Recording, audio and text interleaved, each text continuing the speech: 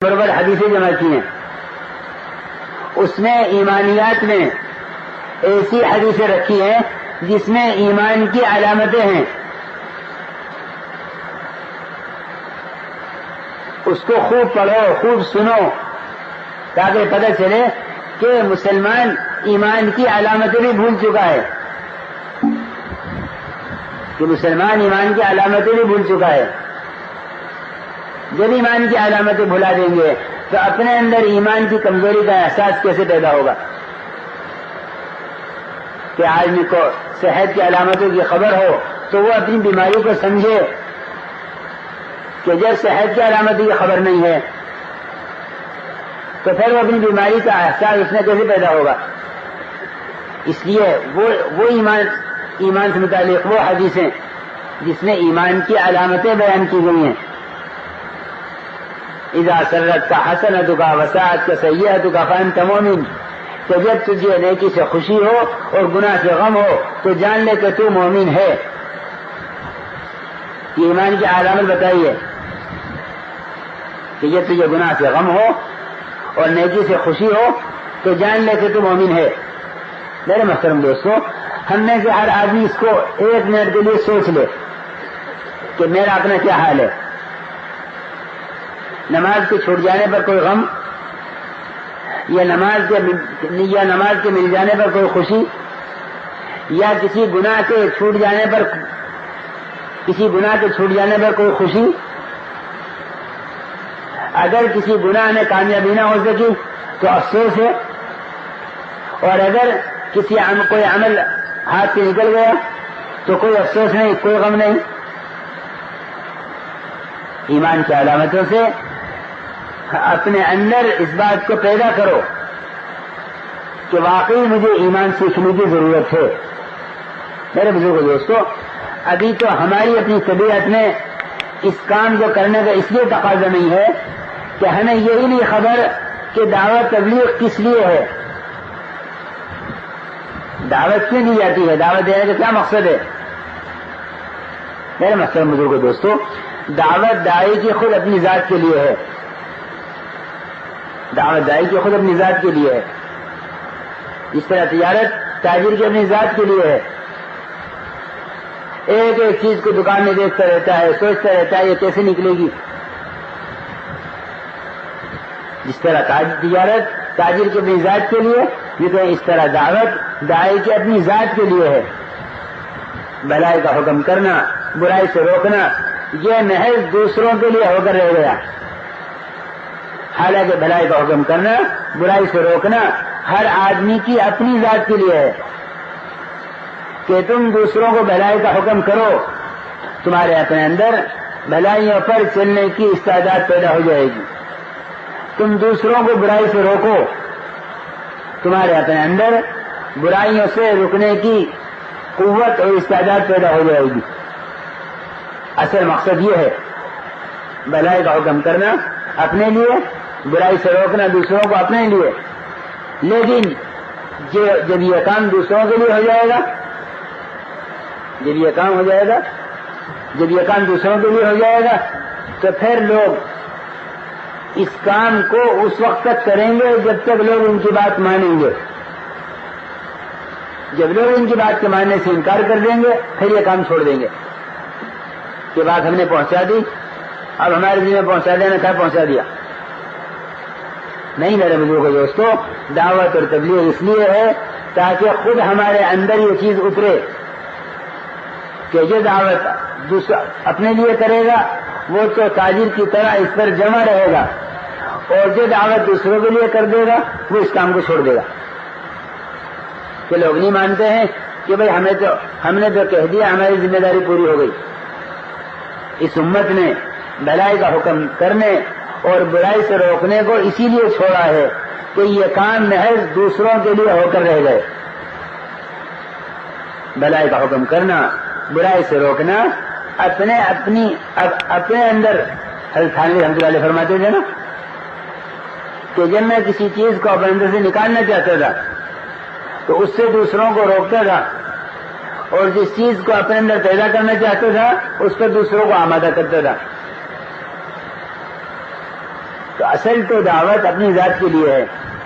اس لیے میرے محترم بزرگوں دوستو، ہم اپنے ایمان کو ترقی دینے کے لیے، ہم اپنے یقینوں کو بدلنے کے لیے دوسروں کو ایمان یقین کی دعوت دیں. پھر دوسرا کام کیا ہے کہ ایمان کی مجلسیں قائم کریں صحابہ کی طرح. آؤ بیٹھو تھوڑی دیر ایمان لے آویں، یہ صحابہ کی سنت ہے. اجلس بنا نؤمن ساعتن، آؤ بیٹھو تھوڑی دیر ایمان لے آویں. صحابہ کرام ایک دوسرے کو لے کر بیٹھتے تھے، آؤ ایمان لاویں. اور پھر جیسا عرض کیا جا رہا ہے مسجد کی آبادی، کہ مسجد کی آبادی کا مقصد ہی یہی ہے کہ مسجد نبوی میں دو کام ہوتے تھے، ایک تعلیم کا حلقہ، ایک دعوت کا حلقہ. دعوت کے حلقے میں ایمان آخرت سمجھائی جاتی تھی، تعلیم کے حلقوں میں حضور اکرم صلی اللہ علیہ وسلم کی حدیثیں سنائی جاتی تھی. یہ دو کام ہماری ہیں مسجد کی آبادی کے، ایک دعوت اور ایک تعلیم. یہ جو مسجد کی آبادی کی محنت ہے، اس مسجد کی آبادی کی محنت میں سب سے پہلی بات یہ ہے کہ لوگوں کو ان کے کاروبار سے، ان کی دکانوں سے، ان کے مکانوں سے، ان کے کارخانوں سے، ان کے دنیا کے شعبوں سے، ان کے دفتروں سے ان کو نکال کر لاؤ محنت کر کے، اور ان کو مسجد کے اندر، مسجد میں جو اعمال دعوت ہو رہے ہیں، مسجد کے اندر جو ایمان کا حلقہ ہو رہا ہے، اس میں لا کر ان کو شریک کیا جائے. ایمان کی دعوت دینا، ایمان کے مجلسوں میں بیٹھ کر اللہ کے غیبی نظام کے تذکروں سے یقین سیکھنا، اللہ کے غیبی نظام کے تذکروں سے یقین سیکھنا، جنت کے تذکرے، دوزخ کے تذکرے، حشر کے تذکرے، قبر کے تذکرے، اللہ کے ملائکہ کیسے ہیں، اللہ نے ملائکہ یعنی ساری چیزیں اللہ کی قدرت کو سمجھنے کے لیے ہیں. اللہ کی قدرت کو سمجھنے کے لیے ہم اللہ کی قدرت، اللہ کی ذات سے ہونے کا یقین اپنے اندر پیدا کرنے کے لیے ان تذکروں کو کر رہے ہیں. اس لیے میرے محترم دوستو بزرگوں، یہ بات اچھی طرح یاد رکھیو کہ اللہ کی وحدانیت کا علم، اللہ کی وحدانیت کا علم، اس علم کا بولنا بذات خود مقصود ہے. ایک تو احکامات کا علم ہے کہ احکامات کے علم سے تو عمل مقصود ہے، لیکن اللہ کی بڑائی، اللہ کی وحدانیت، اللہ کی ذات سے ہونا، اللہ کے غیر سے نہ ہونا روزانہ ہر ایک کے ذمہ ضروری ہے. یہ تو اس کا مجھے بیٹھا ہوا ہے، یہ آج طے کر لے کہ انشاءاللہ میں اپنی ذات سے روزانہ ایمان یقین کی دعوت دیا کروں گا، تاکہ اللہ کی ذات سے ہونے کا یقین اندر پیدا ہو. میرے بزرگ دوستوں، سال کا چلہ، مہینے کے 3 دن، ہفتے کے 2 گشت، یہ تو وہ کام ہے جس کے لیے ہم نے اپنے آپ کو دنیا سے پوری طرح نکال لیا. سوال تو اس بات کا ہے کہ ہم ان دنیا کے شعبوں میں ہوتے ہوئے، بیوی بچوں میں ہوتے ہوئے، ہم اپنے کاروبار میں ہوتے ہوئے اگر ایمان یقین کی دعوت نہیں دیں گے تو پھر مہینے کے 3 دن تو گزرے ایمان یقین کی دعوت میں، اور 27 دن گزرے ہیں وہ اسباب کو بولنے میں، اسباب کے سوچنے میں. خواہشات پر قابو ہو کہ 1 مہینہ اس طرح گزار لو، کہ 11 مہینے اس طرح گزارنے آ جائیں. یہ رمضان کا مہینہ صرف رمضان کے لیے نہیں ہے، یہ رمضان کا مہینہ 11 مہینے اللہ کے حکموں کا پابند بن کر خواہشات کو کچل کر چلنے کے لیے ہے. بالکل اس طرح سال کا چلا یا 4 مہینے، مہینے کے 3 دن یا ماہانہ 10 دن، روزانہ کے 2.5 گھنٹے یا 8 گھنٹے، یہ جتنا بھی مثال ہے یہ تو طبیعتوں کو بدلنے کے لیے ہے. اس لیے ہم یہ طے کریں کہ انشاءاللہ جہاں ہوں گے ایمان یقین کی دعوت دیں گے. ہماری زبان سے کوئی جملہ ایمان کے خلاف نہ نکلے, ہماری زبان سے کوئی جملہ ایمان کے خلاف نہ نکلے. یہ ہے ایمان کی مشق کرنا. مولانا اثر رحمۃ اللہ علیہ بیٹھے ہوئے اپنے ساتھیوں کے ساتھ, کسی نے کہہ دیا کہ بھئی وہ اتفاق سے ہی ہو گیا. حضرت نے فرمایا ارے کیا کہا تم نے؟ حضرت کچھ نہیں, ابھی تم نے بہت عجیب لفظ کہا. حضرت کیا تو تم نے کیا کہا؟ کہ جی نہیں کہہ رہا تھا کہ اتفاق سے. فرمایا ہرگز نہیں, ہرگز نہیں, یوں کہو مقدر سے یہ ہوا, یوں کہو مقدر سے ہوا. اتفاق کوئی چیز نہیں ہے, مقدر سے ہوا یعنی تقدیر سے, اللہ کے چاہنے سے ہوا. ایک جملہ بھی جب ہماری زبان سے یقین کے, ایمان کے, اللہ کے غیر کے اعتبار سے نکلے گا, یقین ایمان کے خلاف یا اللہ کے غیر کے اعتبار سے نکلے گا, یہ جملہ اسی وقت ہمارے ایمان کو متاثر کرے گا.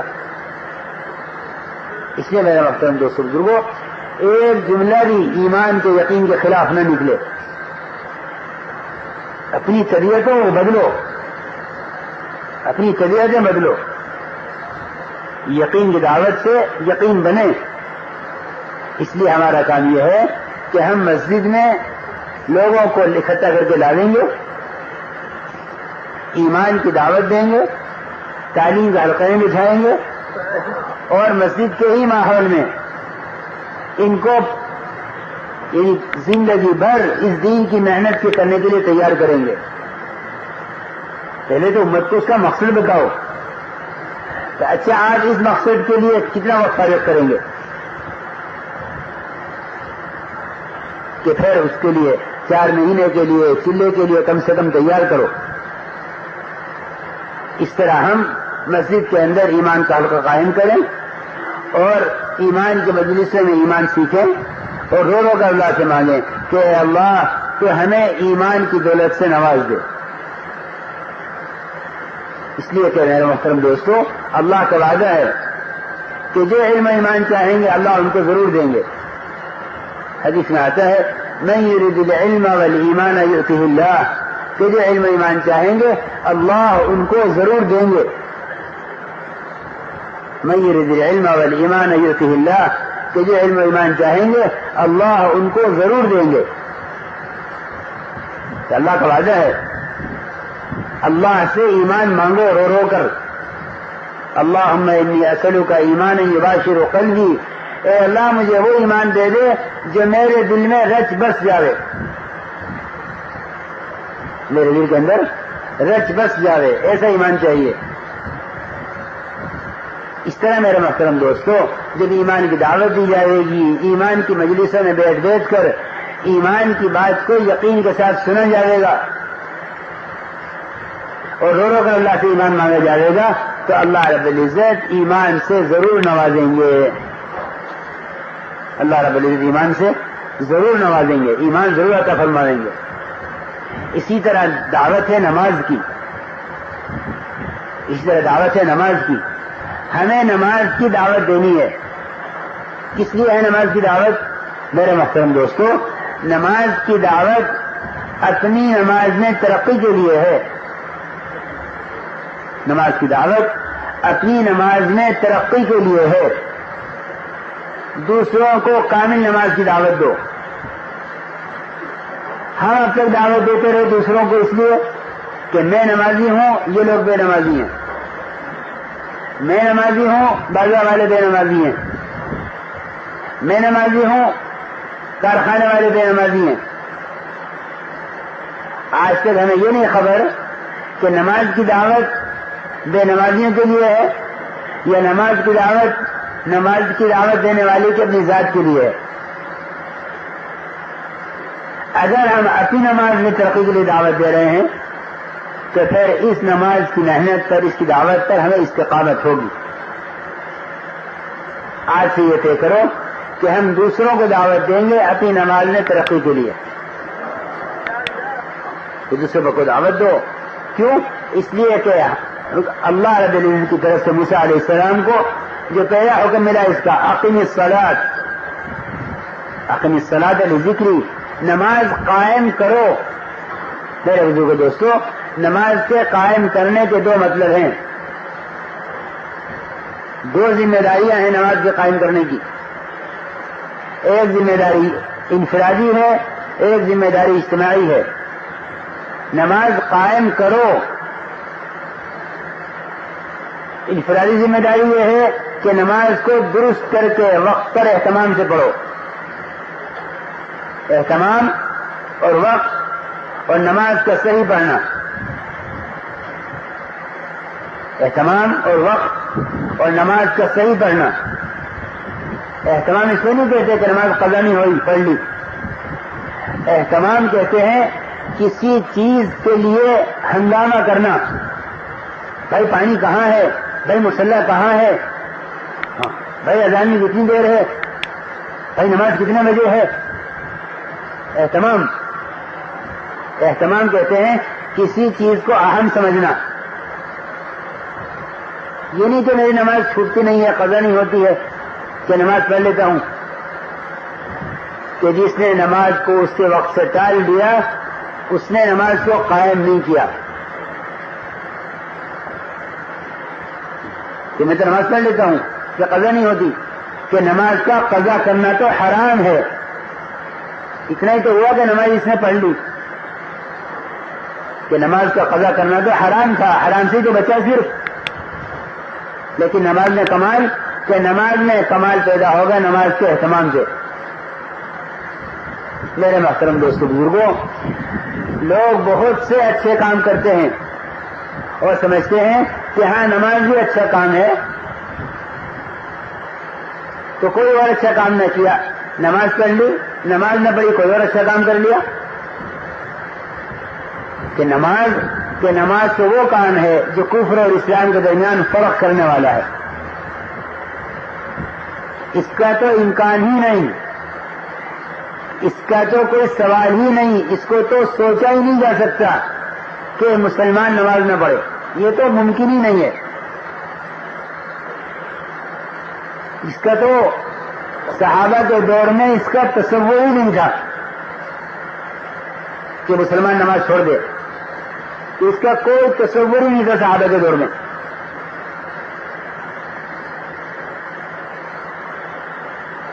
مسلمان نماز چھوڑ دے، ہو ہی نہیں سکتا، کیونکہ کفر و اسلام کے درمیان فرق کرنے والی چیز صرف نماز ہے. کفر اسلام کے درمیان فرق کرنے والی چیز صرف نماز ہے. غیر مسلم، اللہ کا نہ ماننے والا یا اللہ کا انکار کرنے والا یا اللہ کے ساتھ دوسرے معبودوں کو شریک کرنے والا، وہ خیر کے بہت سے کام کر لے گا لیکن نماز نہیں پڑھے گا. مسلمان اللہ کو ماننے والا، اللہ پر ایمان لانے والا، اللہ کے ساتھ کسی کو شریک نہ کرنے والا، اس سے بہت سے غلط کام ہو سکتے ہیں کیونکہ انسان ہے،